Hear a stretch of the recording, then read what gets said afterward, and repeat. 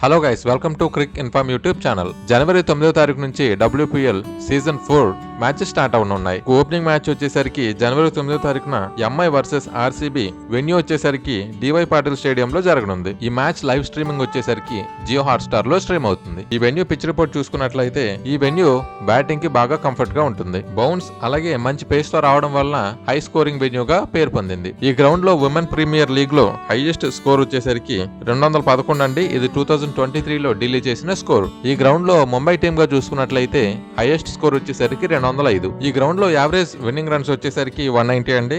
Toss విషయానికి వచ్చినట్లయితే ఎవరైతే మొదటగా టాస్ గెలిచి ఫస్ట్ బౌలింగ్ తీసుకుంటారో వాళ్ళకి డ్యూ ఫ్యాక్టర్ కలిసి రానుంది. అలాగే ఈ వెన్యూలు ఇప్పటి వరకు చూసుకున్నట్లయితే ఫస్ట్ బ్యాటింగ్ చేసిన వాళ్ళు కూడా మంచి ఎడ్జ్ ఉందని చెప్పొచ్చు. ఈ గ్రౌండ్ లో ఇంకొక మైనస్ పాయింట్ వచ్చేసరికి సెకండ్ బౌలింగ్ లో బాల్ అనేది ఓవర్ డ్యూ వలన బాగా తడిసిపోవడంతో బౌలింగ్ అనేది సరిగ్గా పడకపోవచ్చు.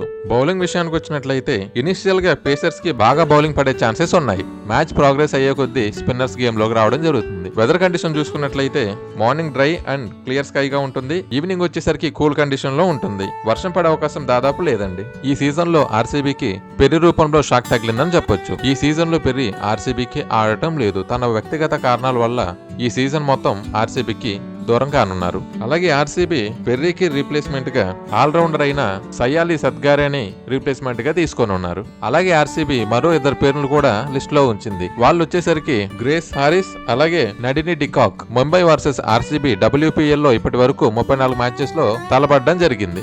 అందులో RCB 15 గెలిస్తే MI 19 గెలవడం జరిగింది. WPL లో RCB మీద MIకి ఆధిపత్యం ఎక్కువగా ఉంది. జనవరి 9వ తారీఖున జరగబోయే MI వర్సెస్ RCB మ్యాచ్ లో ఎవరు గెలుస్తారో చూద్దాం.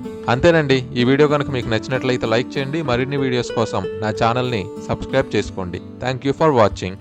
జై హింద్.